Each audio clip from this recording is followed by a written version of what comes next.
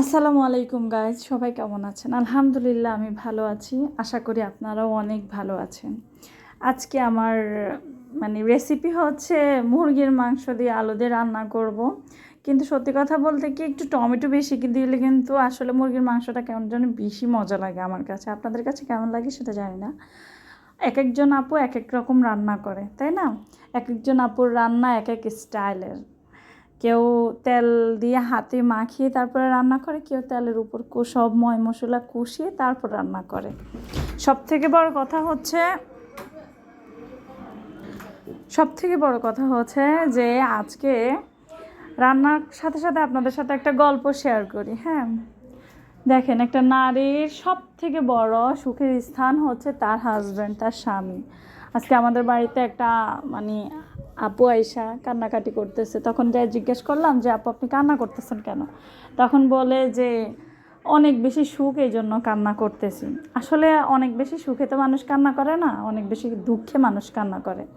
তো ওনাকে জিজ্ঞেস করলাম যে আপু, কি সেই কারণ যে জন্য আপনি কান্না করতেছেন? তখন উনি বলতেছে যে আসলে আমার স্বামী আমাদেরকে অনেক বেশি অভাবে রাখে, নেশা করে, বাচ্চার অসুস্থ, বাচ্চার অনেক বেশি ঠান্ডা লাগছে কিন্তু হাজব্যান্ড ওষুধ আনতেছে না।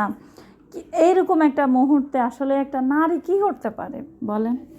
একটা নারীর দুর্বল জায়গায় আঘাত করে একটা স্বামী। কেন জানেন? একটা নারীর দুর্বল জায়গাটা হচ্ছে তাদের সন্তান, তাদের ছেলে মেয়ে, তারা জানে তাদের সংসার আর সন্তানদেরকে তারা অনেক বেশি ভালোবাসে। সব কিছু ছাড়তে পারলেও তাদেরকে ছাড়তে পারবে না। এই জন্য ওই হাজব্যান্ডটাই এই নারীর দুর্বল জায়গায় আঘাত করে।